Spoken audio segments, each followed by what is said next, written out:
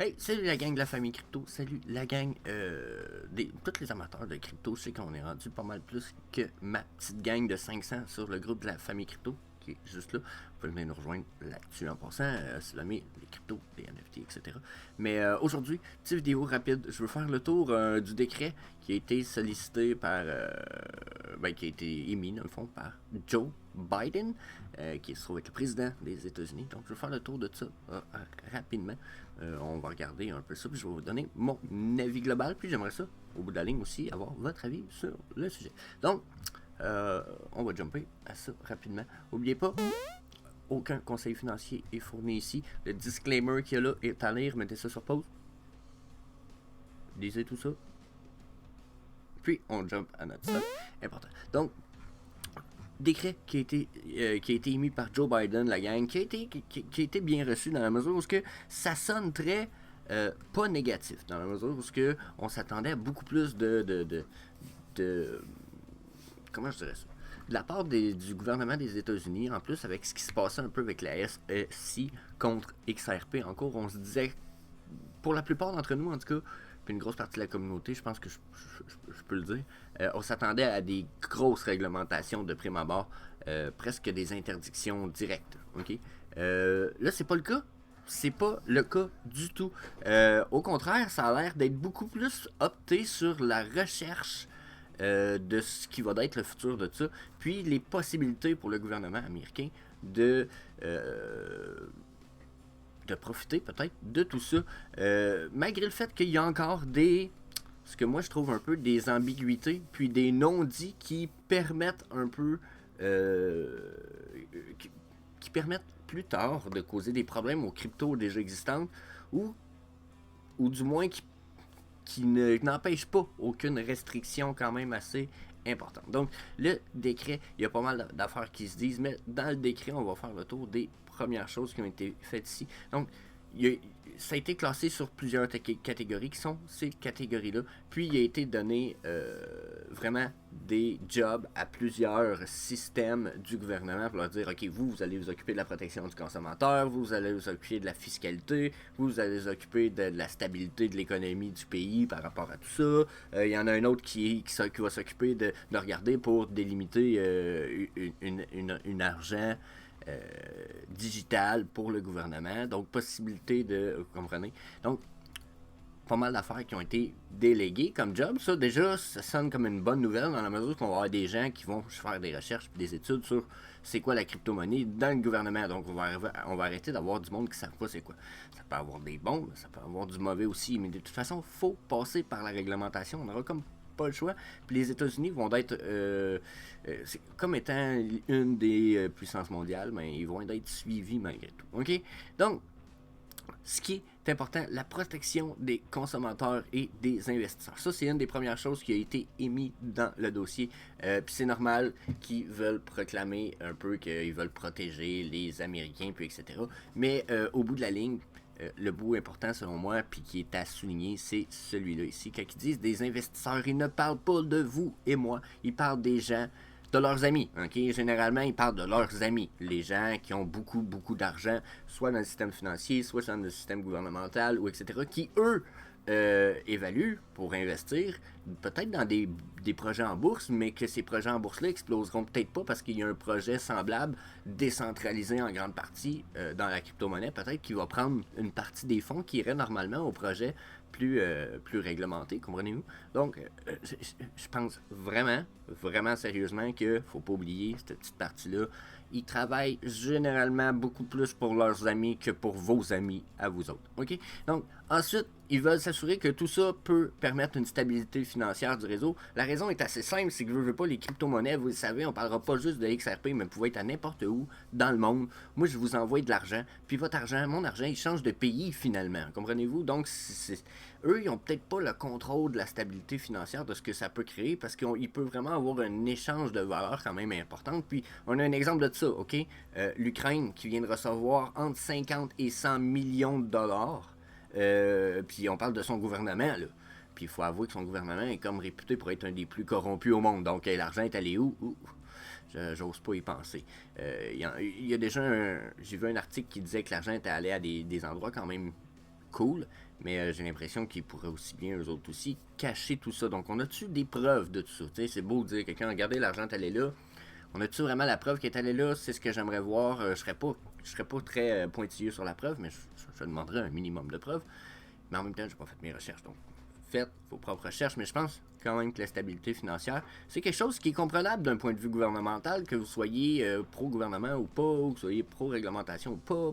Un gouvernement, lui, veut s'assurer d'une certaine stabilité. Si tout l'argent fout le camp en dans 2 jours par le lien de la crypto-monnaie, parce qu'il arrive de quoi dans le pays ou de quoi, ça peut être inquiétant. Puis je comprendrais un peu peut-être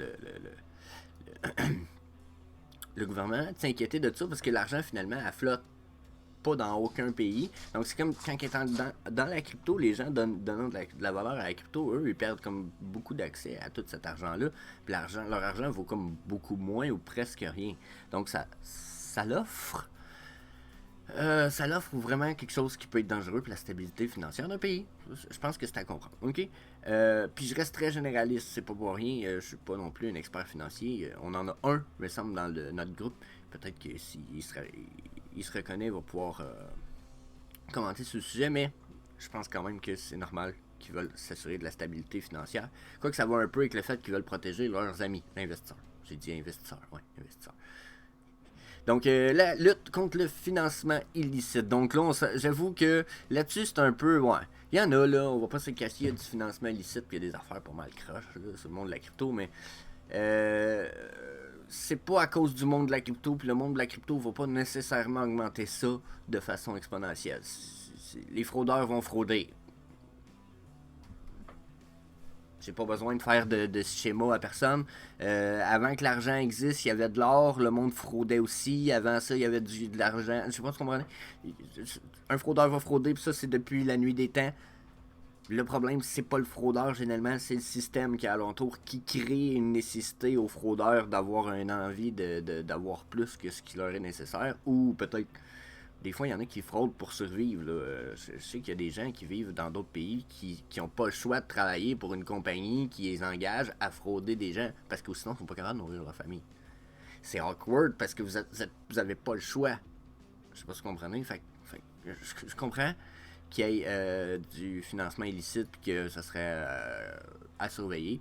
Donc, encore une fois, bon, je pense pas qu'il y ait un gros problème là. Je pense que c'est dans la nature des choses. Le leadership américain dans le secteur au niveau mondial. Donc là, ça c'était un point important qui a donné pas mal d'une espèce de tendance bullish à tout le monde qui ont lu le décret. Moi, je l'ai lu quand même un peu en diagonale, mais j'ai lu les grands points, je les ai beaucoup parce que faut vous avouer que des fois, ils parlent, il y a genre ça de ligne de telle personne, telle agence, telle agence, telle agence, telle agence, telle agence vont faire ça. T'sais, fait que là, ça on le skip, ils vont faire ça. Ok, il y a quelqu'un qui va s'occuper de ça. T'sais. Fait que c'est ce qui est l'important dans le texte, c'est un peu le pourquoi je vous dis je l'ai lu en diagonale, mais le leadership américain au niveau mondial, dans le fond, il veut s'assurer que ils sont capables d'apprendre vite c'est quoi la technologie, pas se faire planter par les autres pays, puis pas perdre l'avance, parce que si ça devient l'argent mondial, ils sont pas trop caves, là. Si ça devient l'argent mondial, puis qu'eux autres, ils perdent le contrôle au bout de la ligne, là, il va falloir qu'ils transfèrent, comme tout le reste du monde,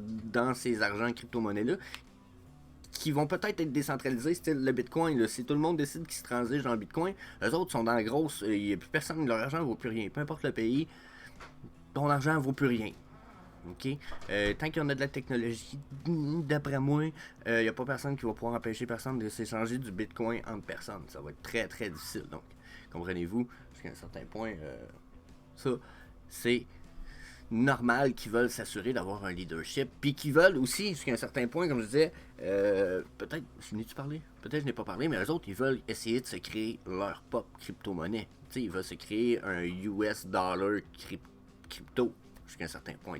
Un remplaçant du USDT, probablement, en fait, jusqu'à un certain point, mais qui va être centralisé, que c'est les banques qui vont contrôler. Probablement qu'ils vont même contrôler la quantité qui va être émise, etc. Donc, comprenez-vous que c'est ce qui fait un peu de différence de... Mais ils veulent quand même s'assurer d'être parmi les leaders du monde. Parce qu'il faut avouer que pour l'instant, même le Salvador, il les a clenchés solides, la question leadership là, dans le monde de la crypto. Donc, ensuite, l'inclusion financière, ben là, ça fait partie, selon moi, de tout le reste un peu, où ce que là, on parle de finances, fraude, impôts. Aussitôt qu'on rentre dans le gouvernement, il y a d'autres qui vont vouloir, jusqu'à un certain point, travailler sur ces choses-là de façon plus précieuse. Puis l'inclusion, ça inclut la bourse, les fonds de placement, puis un paquet d'autres systèmes financiers. C'est ce qui est... Il y a tellement de choses qui rentrent dans l'inclusion financière que je pense que je pourrais en parler longtemps.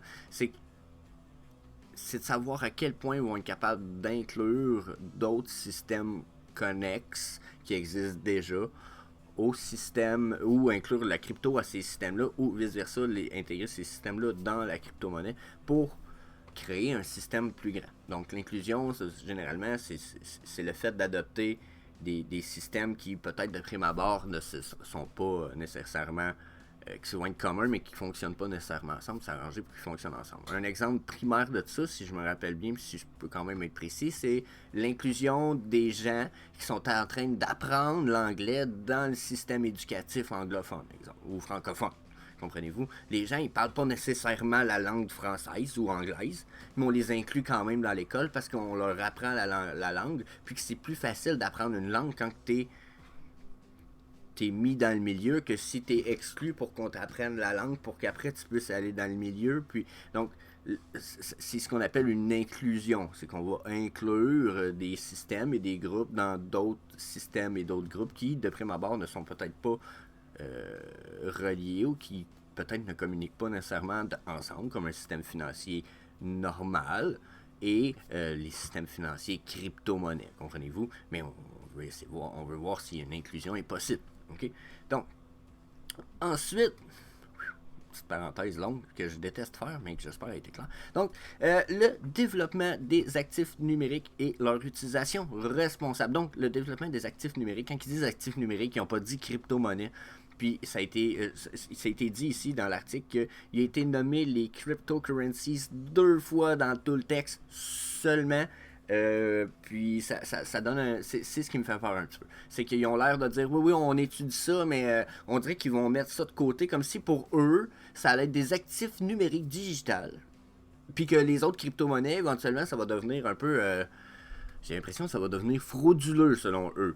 Donc, je pense qu'ils vont vraiment l'essayer. Personnellement, là, je pense qu'ils vont essayer de rendre beaucoup des crypto-monnaies frauduleuses pour la simple et bonne raison qu'il y a des gens qui vont se servir de ces cryptos-là pour le financement illicite, au même titre que les gens pouvaient se servir du US dollar ou de l'argent canadien pour frauder, puis les gens l'utilisent aussi, là. Ils vont, tu sais, dans le temps, quand tu allais acheter de la drogue sur le marché noir, ou encore là, ceux qui le font, Colin, généralement, tu payes avec tes billets, là. On paye avec du cash. Avec du cash, ok? Donc, je vois pas en quoi, genre, ça serait différent avec la crypto. Même je suis pas sûr qu'ils vont s'essayer, ils vont dire oui, mais les gens s'en servent pour la fraude. Tu sais, puis là, on va être comme, ouais.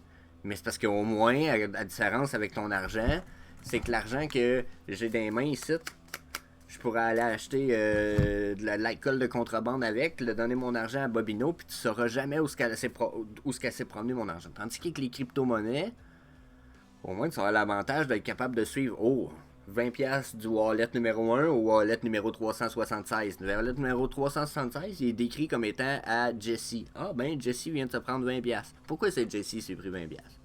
Qu'est-ce qu'il a mérité? Fait, au moins, il y a une traçabilité, selon moi, ce qui paraît plus fiable, mais d'après moi, ils vont vraiment quand même essayer de dire qu'il y a du financement illicite et tout ça, parce qu'ils vont dire que certains crypto-wallets sont pas identifiés.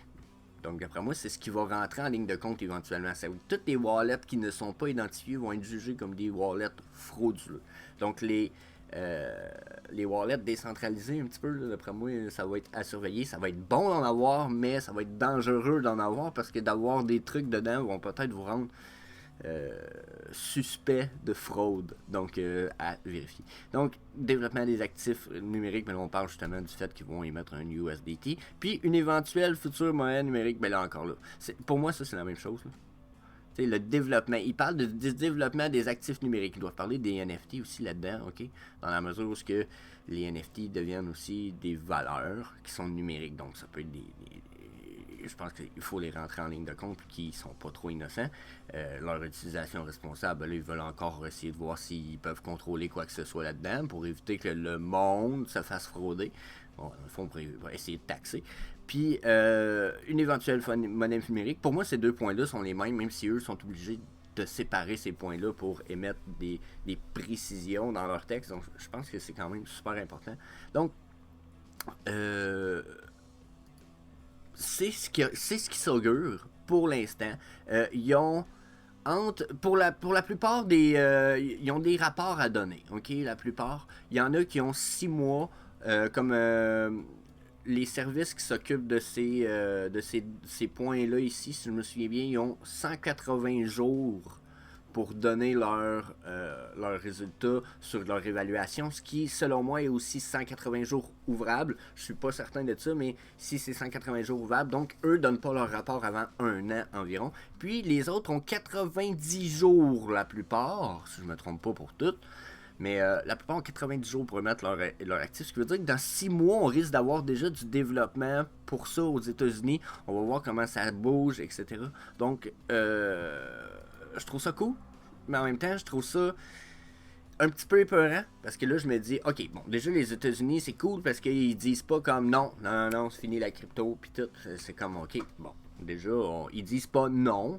Ils disent on va étudier puis on va voir. Fait que ça sonne quand même positif, tu sais. Puis c'est ce qu'on a vu aussi avec le prix du Bitcoin après l'annonce, le prix a monté. Là, ce qui m'inquiète personnellement puis qui est lié avec tout ça, c'est la Fed qui, elle, va augmenter ses taux d'intérêt de façon quand même exponentielle sur un paquet de dettes que les pays doivent. Donc là, l'inflation, puis tout, puis à cause de l'inflation, elle a monté. Là, ça devient quand même dangereux, toute cette histoire-là. J'ai l'impression que tout ça pourrait faire crash le système économique régulier en grande partie, ce qui pourrait aussi mener à un crash là, probable des cryptos, hein, faut l'avouer. Donc, je pense vraiment que c'est une chose qui est étudiée. N'oubliez pas que les choses vont évoluer aux États-Unis. Le Canada va suivre de pas très loin en arrière. Même que d'après moi, le Canada et les États-Unis vont avoir un peu... ils vont faire la même chose, sauf que le Canada doit le faire déjà un peu en cachette, plus en hypocrite. Vu sa population peut-être plus petite, puis un peu plus endormie qu'aux États-Unis. Tu sais, aux États-Unis, la journée, ça fait pas leur affaire qu'elle a soit 50% de la population des guns. Tu sais, je dis ça de même, c'est comme une armée dans ton pays. Là. Ici, les fusils, si on a 15% de la population qui ont des fusils, c'est beau. T'sais. Puis ces 15%-là, en plus, la plupart sont jugés comme étant des marginales par le reste de la population. Fait que quand le reste de la population les voit qu'il y a des fusils, ils capotent. Ils sont comme, oh my god, ça doit être des tueurs. T'sais.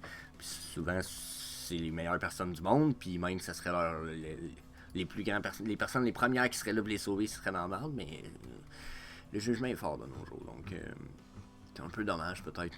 Mais aux États-Unis, on voit moins de ça.